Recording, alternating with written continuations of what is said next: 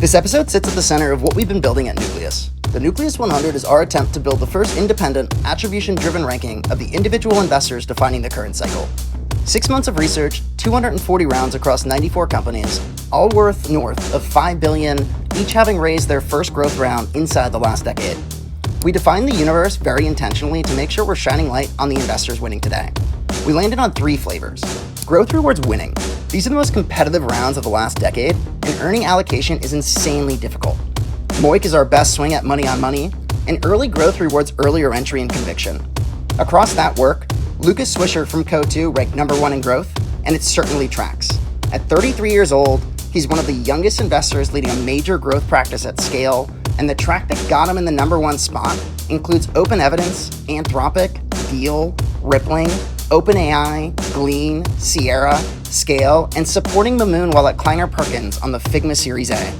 Lucas doesn't do many of these, so I'm super grateful he came on. We talked through his path from Oklahoma to Insight, to Kleiner Perkins, and now Coatue, how Coatue leverages investing across private and public markets, and where he's spending personal time in the AI stack. Finally, for folks just getting started in investing, Lucas shares some really awesome advice. This is a blast to record, and I hope you enjoy. Lucas, I want to start with you. One, congratulations on being the #1 growth investor on the planet right now. Thank you. I mean, I think one of the things that's the most interesting, right, is at Coatue, the way that we think about this is not about individuals, right? It's about the firm. And if you look at every partnership that I have and every investment that I've made, it's not just me on any of these investments, right? And I think that you probably see this with a lot of growth investing in particular versus maybe venture investing, which tends to be a little bit more solo or lone wolf. In the growth world, and I think in particular at Coatue, we really emphasize this.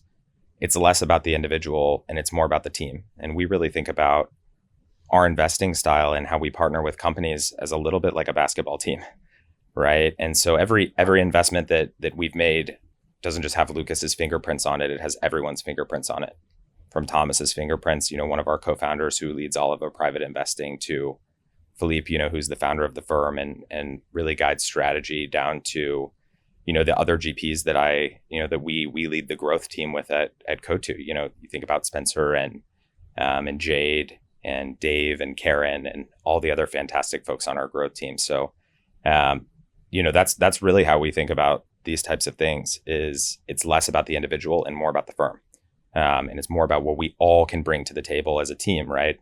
I may be a fantastic sourcer, and, it is one thing that I think I'm very good at is identifying trends in founders.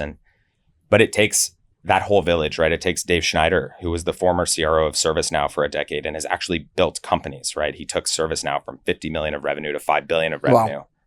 And it takes that partnership between, a career investor like me and someone like Dave, who's actually built companies, to be able to partner with these exceptional founders. These are extremely competitive rounds. And it's why I think you'll see, a lot of folks, I think maybe on your list, but it's why I think you'll see the fingerprints of everyone at the firm all over these investments and these fantastic companies. It's not one individual, it's the whole team.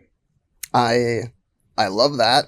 And I do want to do just a quick readout on some of the deals that got Coatue as high as you guys are as a firm and you as an individual.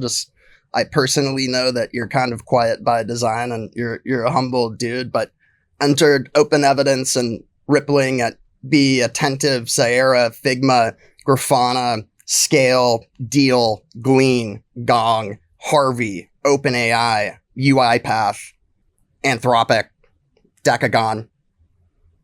Wow. Yeah, I mean, I think it just speaks to the testament of the platform. And one, we're extremely grateful for the founders that have chosen to work with us over, almost a decade since I've been at Coatue. But I think also it speaks to the power of the Coatue platform, right? We can impact companies from, Series B or Series C all the way through when they're really late stage public companies. And it's one of our superpowers is being able to find really creative ways to partner with these businesses, and not just, at one stage, but really throughout the life cycle of companies, from that real building stage where someone like Karen Maroney on our team, who used to be the head of comms at Meta. She's fantastic, where she might be really impactful as a company is thinking through, marketing and communications and scaling from, a go-to-market perspective. Or, someone like Dave on our team who, again, he built one of the largest sales teams in the world, one of the fastest growing software companies in the world. And so that impact from, that real builder stage to, as you're thinking through that, real late stage transition from the, the private markets to the public markets, what does it take to be a big public company? How do you tell your story? How do you craft that story? Those are the things that I think has enabled us as a firm to really partner with a lot of the great companies of this last generation. And I mean, it's also the focus, right? We have a very narrow, a very wide aperture into the lens of technology, right? In terms of the type, the stage of company where we partner from, kind of that Series B, Series C, all the way through, very large public companies. But we have a very narrow aperture in terms of what's interesting to us, right? We're most interested in these companies that, expand their TAMs over time, that can be future public companies that are tackling these giant problems, right? Giant societal problems in many ways. And I think that's enabled us, that focus, that wide aperture lens on one hand, but that really narrow focus on a very specific type of company has enabled us to, partner with a lot of the best entrepreneurs of this last generation. Yeah, I don't think I missed many on that readout. But no, I think that's awesome. I'd like to talk about your path as an individual, because I think it's pretty cool. Oklahoma to Coatue GP, and just found out I'm 3 years older than you at 33 years old, Lucas. That's super impressive and just genuinely awesome. We're filming before your birthday, which is Monday. So you're actually 32 right now, but that's pretty incredible, man. What gave you like the itch to even start exploring venture? Yeah, I mean, like a lot of other folks, I think, you kind of fall into this industry in certain ways, right? Whenever I was entering growth investing, it was a little bit of a cottage industry, right? As I did the junior summer internship at Insight Partners, which is a fantastic firm. And I remember when I was going through, I was Harvard undergrad, and there's a pretty standard like junior summer recruiting that happens. A lot of people go into investment banking or consulting or some of these other paths. And I remember really distinctly, I kind of dropped my resume for this firm called Insight. No one had ever heard of it at the time. It was, a sub-billion dollar fund. Wow. Now I think they're, 50, 60, 70 billion of AUM, and their most recent fund size was maybe 15 billion. But back then, no one had heard of Insight. No one had heard of growth investing. And I remember I dropped my resume, and, I took the interview, and I just remember meeting this guy, Reggie Delaku, who now is at Base 10 and became a really incredible mentor of mine. And I remember him saying, I had gotten these consulting offers and these banking offers, to go do that. And sort of the tried and true path at the time when I was graduating college, if you wanted to be in the business world. And I remember him telling me that will always be there. If you take something like Insight for a summer and just try it, take a little bit of a risk on something you haven't really heard of, go try this thing. Bain, BCG, and McKinsey will always be there for you.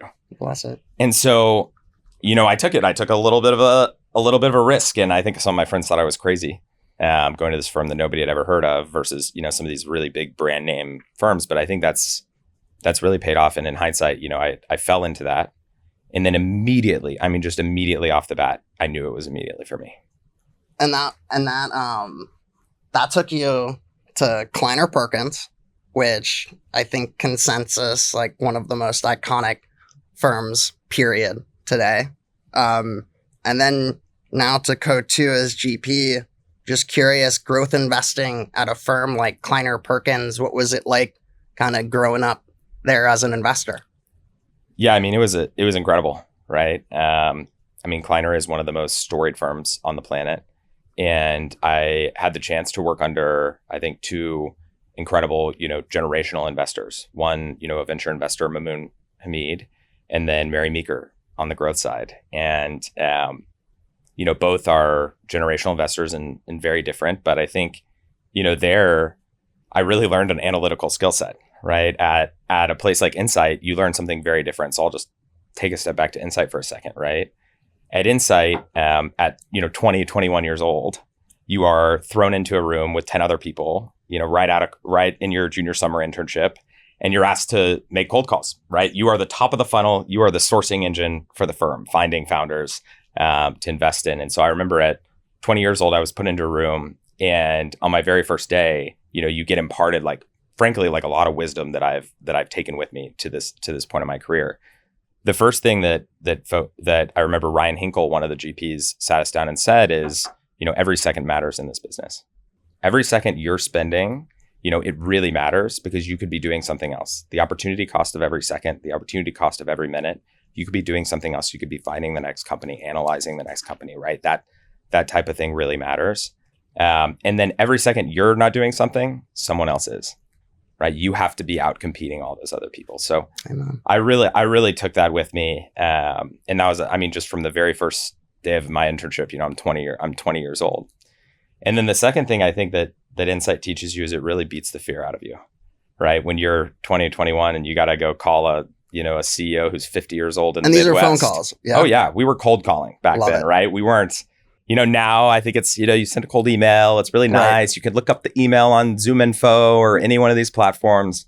Back then it was literally like you're Googling to try to find the CEO's cell phone number.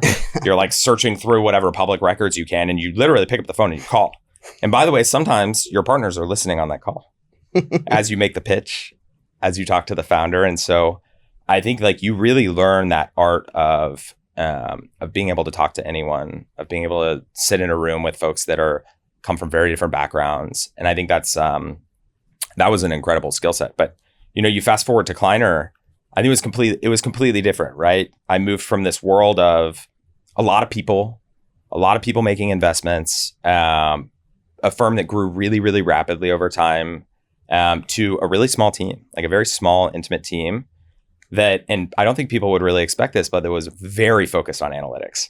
So when I came out of Insight, I had done the standard, Wall Street training on Excel and Wall Street training on PowerPoint and all of these different things. But frankly, I didn't know a thing about how to model. Interesting. I knew how to pick up the phone and talk to somebody. I knew how to, get in touch with anyone and be really creative in order to get in touch with someone.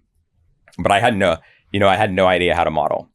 And that's really what I learned at Kleiner, is how to think about big ideas, how to actually model those ideas and translate that qualitative and that quantitative that's out there in the world into a story, how to tell that story. And I think someone like Mary, does that exceptionally well. She now runs a firm called Bond. She ran the growth team at the time. And I remember, that's that very first moment of fear that you have when you can't model as well as you probably should at that moment in your career, whenever you have this incredible seat, and spending weekends and nights, really catching up on that skill set and looking through old models. And I took another training course on the weekend because I didn't know what I was doing in Excel, Love it. These are the types of things that you have to do to really catch up. So I remember learning that from Mary, just that incredible attention to detail that she has. I remember very specifically one time, we were on a plane together and we were looking at a model on this tiny laptop. And she noticed cell H89, something was just a little bit off on the formatting. I was like, oh my God, she's so incredibly detail oriented, but that's what makes her an incredible investor, right? Totally. She can do everything from spot the big trends to really nosedive in on one cell in an Excel spreadsheet. And I think that's where you pick up a lot of that. But also, learning from Mamoon at Kleiner. Mamoon came in, I think, a couple years after I had joined at Kleiner. And I think what he has is just, one, he's an incredible mentor. He's an incredible investor. He's an incredible board member, right? I think he's extremely well respected in the venture community for that. But when he evaluates companies, he does it in just this special way where he's just very good at seeing these moments of inflection very early on inside of businesses. I remember I had the great fortune to work with Mamoon on Figma. Awesome. And I remember crunching all the data for Figma, right? This is one of my Excel tasks. And I did all these data cuts, and I presented it, and he took one look at some of the cohort charts and he was like, "We're investing." And I was like, "Okay, well, what? Okay, great. What do you see that my untrained eyes don't see?" And he was seeing the really rapid expansion behavior and the spreading of the Figma product in companies like Square and companies like Google, which were real lighthouse customers were very hard to get for a company that was at, Series A, Series B stage. And he saw that very early on. But he's not just seen that at that moment, he's seen it in other places. And so I think what I really learned from Mamoon is just this ability, and I think I carry some of this with me. I'm not nearly as good as he is at it, but really looking for those inflection points when things change inside of companies. That's when you want to invest, right? When you feel something that is like tangibly changing, maybe it's a new product launch that a company has, or some architecture shift that's happening. But it's those moment of times in a market where something changes, because that's the way that you can generate alpha in this market, right? Everybody's looking at the same data. But can you notice the moments of change where your expectations are different than what the market expects for a company, where you can maybe pay the price that you have to pay that may seem very expensive to other people, but because you see this inflection point, you see something changing, it doesn't feel expensive to you. I think that's the real takeaway from somebody like Mamoon. And how does a firm like Coatue convince an investor at a firm like Kleiner Perkins? How do they get you? What's the story behind joining and coming into Coatue? Yeah, I think I loved my time at Kleiner, and there was a moment where the firm went through a period of change where Mary decided to go start Bond, and Mamoon and Ilya really took over the leadership position of Kleiner Perkins. And at kind of a similar time, I remember the Series C and Airtable had gotten done. It was Series B or Series C and Airtable had gotten done.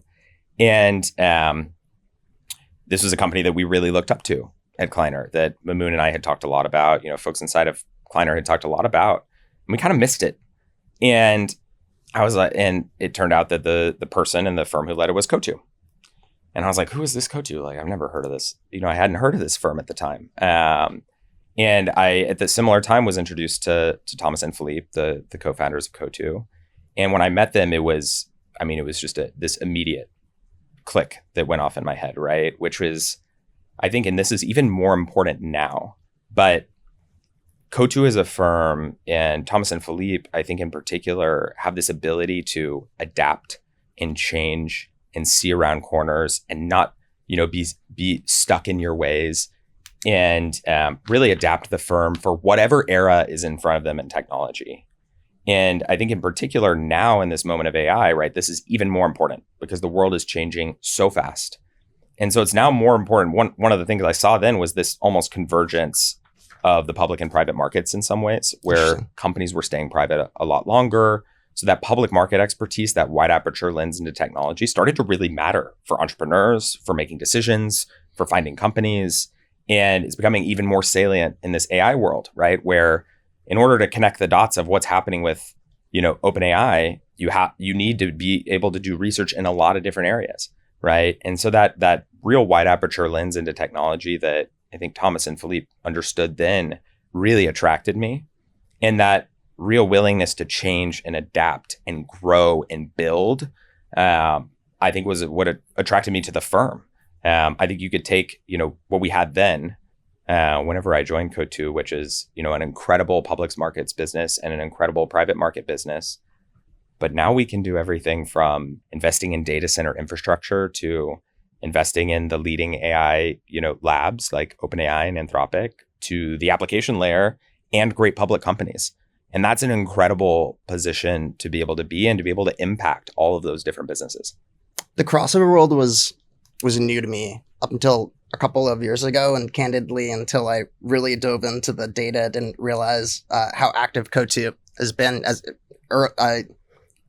Series B, C, D. I mean, I see you guys kind of showing up across the stack, having worked at a firm like Kleiner, who I see as like a very traditional venture in its purest form, going over to more of like a crossover strategy. How does the privates team work with the publics team? And you spoke a little bit to this, but does it enhance diligence? Is it just a broader view of the category? How do you guys kind of complement each other? Yeah, I think and I can speak to the private side in particular. I think it's helpful in all vectors, right? If you think about the real vectors that you have to do in growth investing, there's the sourcing, the diligence, the picking, the winning, and the supporting, right? And I think our having both the public and the private side really helps across all of those vectors. From a sourcing perspective, we are very research and data science intensive at Coatue, right? We spend an enormous amount of time and effort on data science and AI inside of the firm, and that applies across the public and private side. And then we spend enormous amount of time doing fundamental research on public and private companies. And so that lens into the public markets gives us a lot of that fundamental research approach.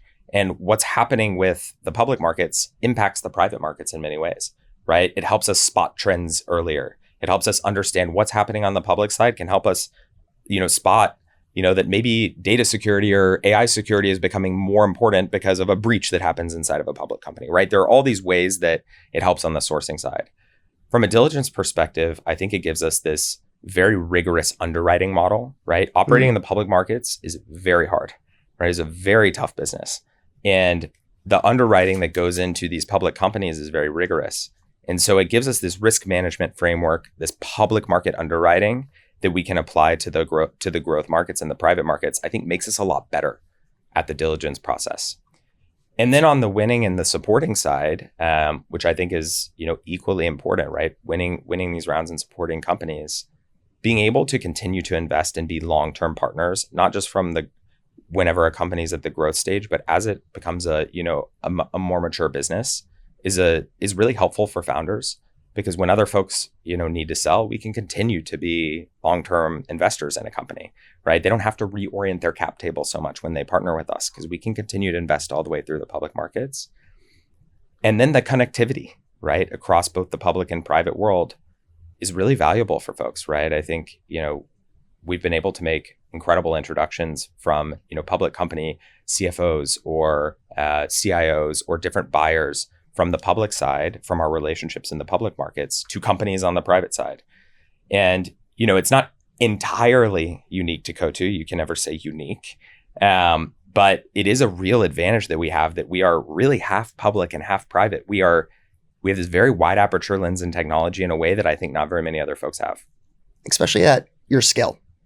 Over 70 billion under management in that kind of strat I think it's really incredible, honestly. I think it's really cool. The sourcing piece that you had mentioned, like in my head as a growth investor, what does sourcing look like exactly at Coatue? Do you have like a general idea, or are there like I can't give away all of our secrets here. No, I mean, like I always think that are you tracking like 5 to 10 companies at a time? You have a pretty good read. Are you still like, I see early stage as a lot more of the sourcing component, right? Yeah, I think, other growth investors have talked about this, but I think for us, the most important part is that mid-funnel, right? It's not the sort of top of funnel. Everyone can look at the same, seed and Series A companies. 95% of the businesses that are going to enter our wheelhouse, which is those truly generational future public companies, are going to come from, 30 early stage investors. So like that part is I think relatively consensus. It's how you spend your time, right? From that early part of the funnel into the mid part of the funnel that really matters, right? So it's understanding that, I or Dave or Spencer or Jade or, Rohan or some of the other folks on our team, we don't have unlimited time. And so we can only spend our time with a certain amount of companies at a certain period of time. And so it's how do we focus, right? Do I spend my time with this certain subset of companies or this certain subset of companies? And that sourcing and that diligence and that winning, they're all intertwined together.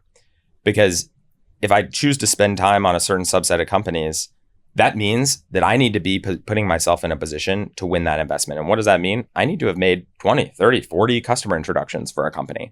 I need to have helped them hire someone. I need to have helped them from a data science perspective, right? I have to do all these things. And so sourcing for us, I think probably does look different from a lot of other folks. We do meet a lot of companies, but we really focus on that mid-funnel. Like, how are we spending our time in those amazing clumps of companies that sort of come down from the seed in the Series A whenever it really hits our strike zone in that, call it later Series B. I love that. Are you making customer intros personally? Are you more? Of course. Let's go. Of course. Okay. I think, and this is another thing about Coatue is, we're not a hierarchical place, right? I think this is really important is I build models. I make customer introductions. I live in the Excel. I live in the PowerPoint. I live on customer calls, right? I live in the diligence. And I think this is something that is really important to our DNA is at Coatue, we all call ourselves analysts, right? We are all analysts at Coatue. No one has a hierarchy. And one of the things that I really impress upon, the younger people at Coatue, and I think one piece of advice I would give to other folks is at other firms is title does not matter at all, right? The great investors I've seen spend as much time in the details as they can, right? The details really matter, especially when you're making, we don't make very many investments per year. We may make 2, 3, 4 new investments per year. It matters that everyone on the team is involved in that process. Everyone on the team is on the calls, listening to how customers are talking about a product, in the weeds on the Excel, looking at the retention curves, understanding that customer behavior. I think that's extremely important.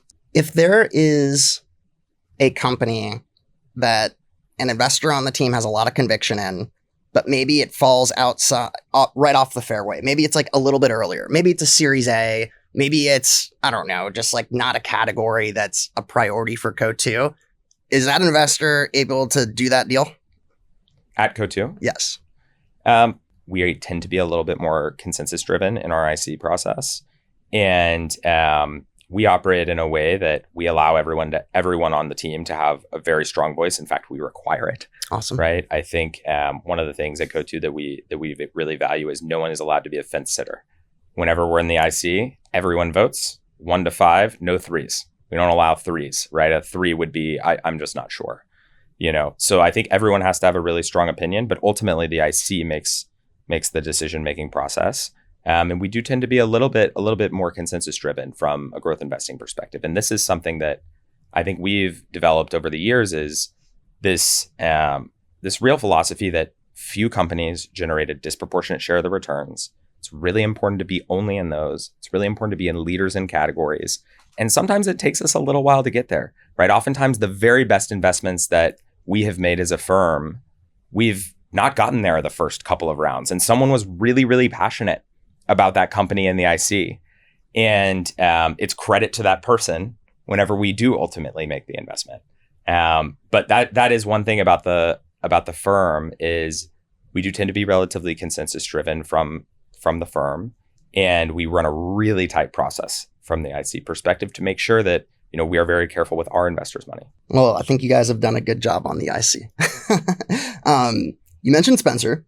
Wasn't familiar with Spencer's track record until we did the deep dive here, but incredible AI track record from his time at Bedrock, involved early in OpenAI with Jeff. And then not sure if it'll be announced by the time, but you let me know you have someone else coming on the team, and she was very involved in Anthropic. Looking at the Coatue portfolio, especially over the last, call it 12 to 18 months, some of the best AI companies on the planet. When did Coatue start really going all in on AI? Was there like a catalyst or a trigger moment for you guys?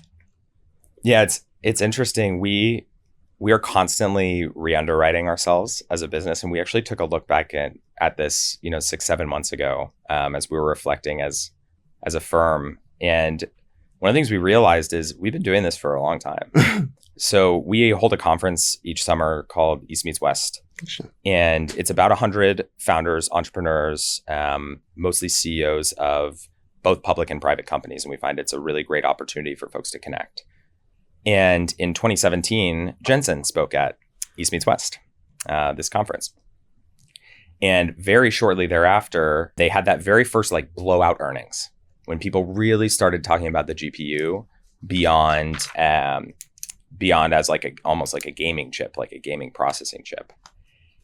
And I think that was the moment that really started it for us. And we think about this in 2 different eras. The first era was kind of this 2017 to 2022 era. And we call it internally, it's like the infrastructure build out. And that was when, the first investment that I think we really made that would be tied to this new world was Cerebras.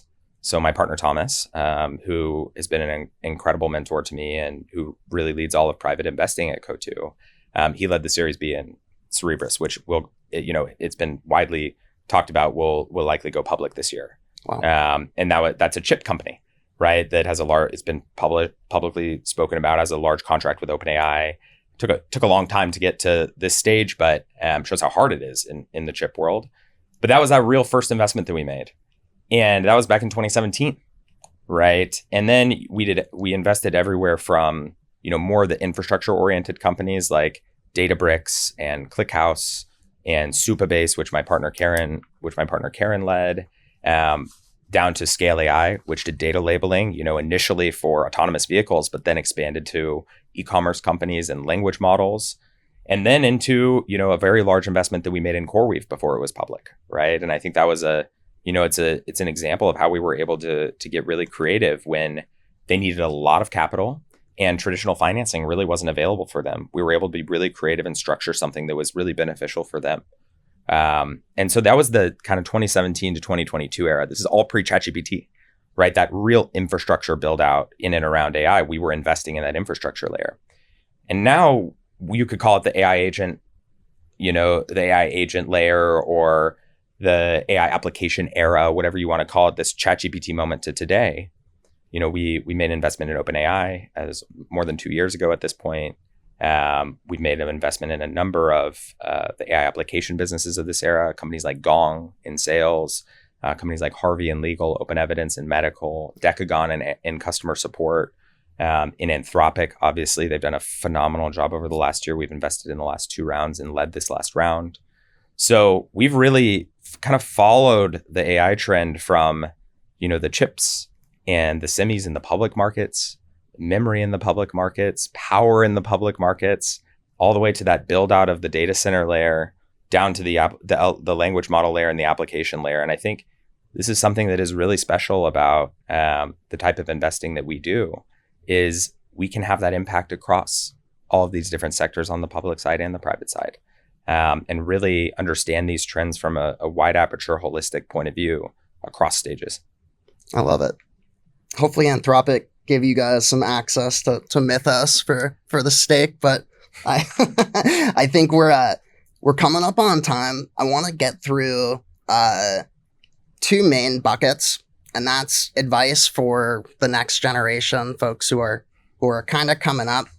And then I want to just hit quickly on some of the different sectors in the AI portfolio. I think it's a big world. You guys have covered a lot of it, and I just like a quick take on a couple of layers. I'm going to start with some advice for the next gen and folks kind of coming up right now.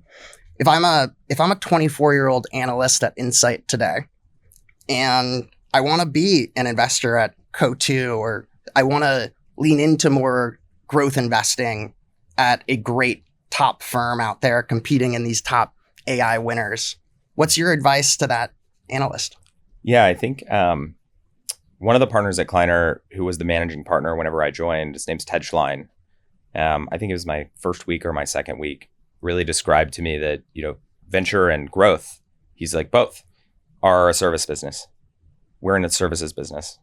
And that means that you have to give, right? And so I really took that to heart whenever I joined Kleiner. And then I remember one of my colleagues at Insight, Riley, who worked at Thrive for a period and is advising founders now, had the same mentality, this just like giving mindset. She was always giving.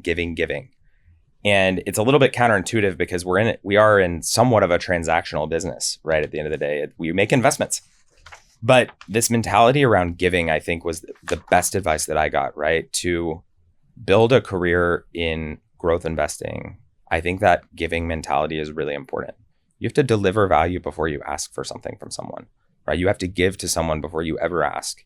And I think that's been really critical to my journey, what I've really tried to do. But I think it is the most important thing, right? Folks often talk about, oh, well, I got to do this deal. I got to do 3 deals. I got to get on this board. I got to, all this stuff. And I've found that just the more you give, the more that things will come back to you. And so that's the mindset that I would try to impart to folks, is really focusing on that piece. How can you create value for other people? How can you create value for the partners that you work with? How can you give to the other partners that you work with versus taking?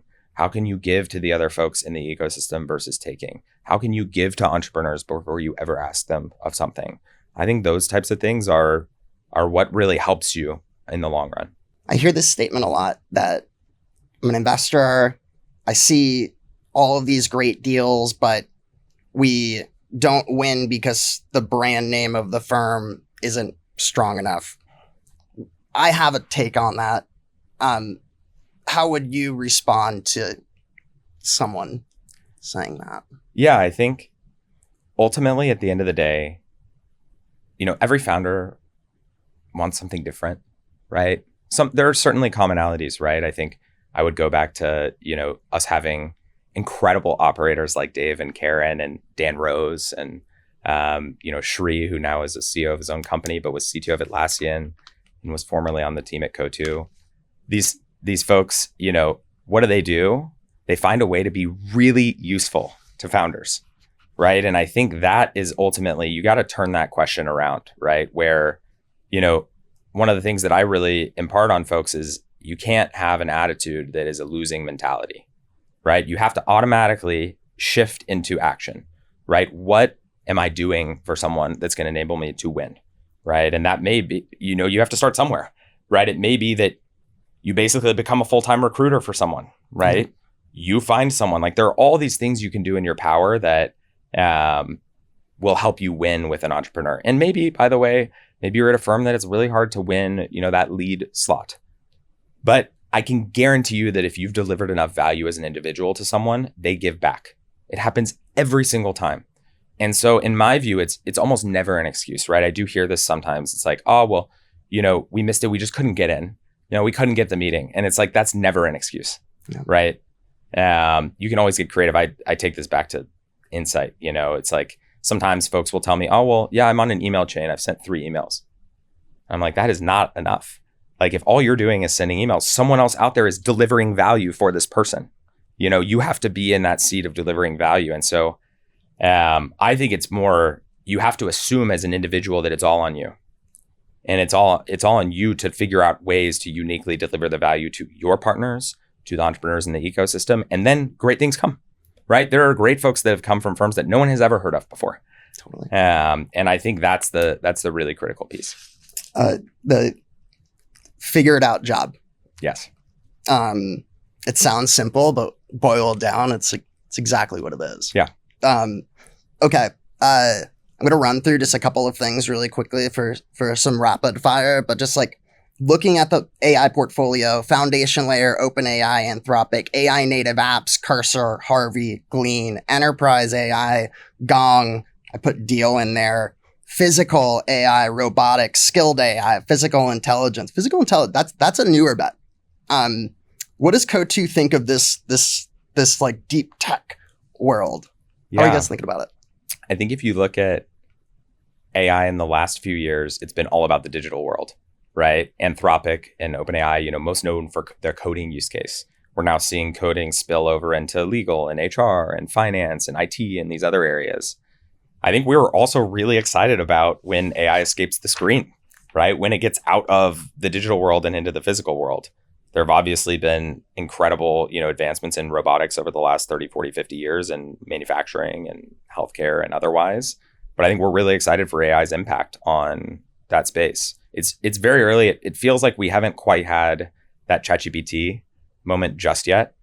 But as you visit, I remember visiting physical intelligence with Lockheed, maybe 3-4 months ago, and watching for the very first time what these robots are able to do autonomously now is absolutely incredible. Like, we are almost there. And it's, I remember asking, him and others, like, what is it going to take for this to really work in the real world? And the unsatisfying answer is like millions of little things that just have to keep iterating until you finally get something that works. And so it feels like we're almost there. And I think I'm really excited for that world too, right? It opens up just ginormous new opportunities in markets.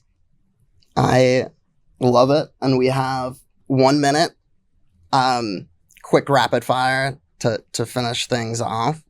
One person, you can say 2 if you want to, that's left the biggest mark on how you invest today.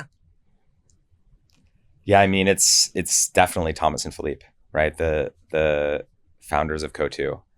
I think they have this. Nope, that's it. Rapid fire. Oh, got it. Okay. Seen hundreds of students and junior candidates over there. You met a ton of them. What separates the folks who you get excited about and introduce to your team, to the ones who no.